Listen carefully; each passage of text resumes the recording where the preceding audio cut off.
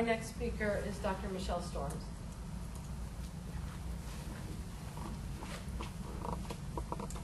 Good morning. This is my first visit to New York, and I hope not my last. I've certainly enjoyed being here. And I thank you all for the opportunity to speak here today in support of Intact America, an organization established to protect children from genital modification. As a family medicine physician and the mother of 3 children, I applaud the vision of Intact America and their thoughtful mission and goals. I'd like to explain some of my experiences which have led me to support this organization. First of all, I grew up in the state of Washington. I was raised as a Protestant. I had no experience or exposure with circumcision. So I basically went to medical school without any preconceived notions about this topic. In medical school, I was taught very little about it or about the function of the foreskin. It was not until I reached residency training in family medicine in Milwaukee, Wisconsin, that I actually was exposed to neonatal circumcision.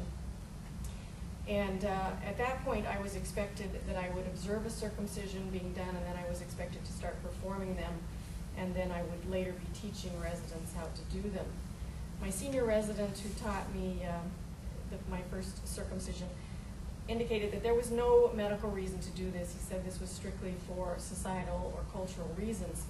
And I could tell that he really didn't condone this procedure. So I wondered then why we were doing them. And I was appalled watching that first circumcision. The baby writhed and screamed while being strapped down and cut. That feeling of repulsion that I felt at that first circumcision never went away, and the babies always responded the same way, regardless. Unfortunately, I was expected to continue performing circumcisions during residency on the male infants that I delivered at the request of parents. And many times I tried to dissuade parents from having what I considered their already perfect child cut, but it was rare that they changed their mind about this. I think that any person who wants to subject a child to this should be required to witness one first. I think that would be the best way to dissuade them. But I began noticing that my body responded very negatively to this act of circumcision, and every time I was requested to do one, my heart would start racing, my hands would get clammy, I would start sweating, and I wanted to just run away and hide. I finally had to sit myself down and say, why was it that I felt this way about circumcision when I didn't feel this way about any other procedure that I was asked to perform as part of my medical training? So it dawned on me that this quote-unquote medical procedure was actually not done for any justifiable purpose that I could see. There was no disease being cured by it. There was no disease being diagnosed by it. I was cutting off healthy, functional tissue from a baby held down against his will. And it was not something that I could justify based upon my medical training to do no harm and heal the sick. And it was not something I could justify as a human being from an ethical standpoint. I was harming these babies, and I knew it, and the act of circumcision itself was making me physically and emotionally ill as well. I knew that I would never condone this for my own child, so why would I subject another person's child to this? Since 1988, I have not performed another circumcision, nor did I consent to have my own children circumcised, and I did get their permission to say that today. Therefore, I have had the opportunity to witness firsthand the importance of the foreskin to my children. But what I was most struck by was by what my children had to say about potentially having their foreskins cut off. And if you really want to get the straight scoop, you talk to a child, right?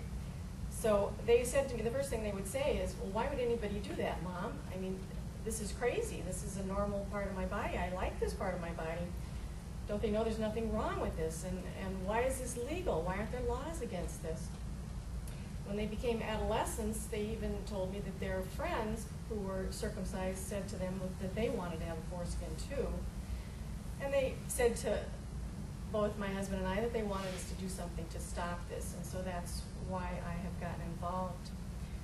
Over the years, I have been ridiculed, patronized, ostracized, and sometimes often supported for my refusal to perform or promote or facilitate the act of circumcision.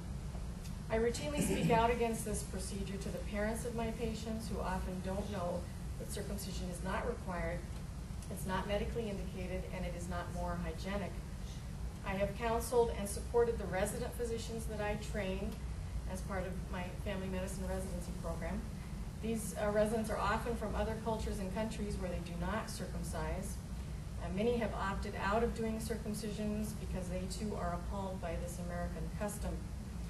I encourage physicians to stop reinforcing the supposed necessity of circumcision by condoning and facilitating its performance.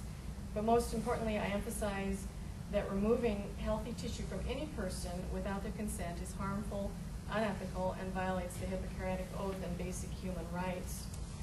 So I hope we will all join together to end this ill-conceived practice of neonatal circumcision and start the healing process for our society. Let's all do better for the sake of our children, and I hope that all will lend support to Intact America in this important endeavor. Thank you very much for inviting me here today.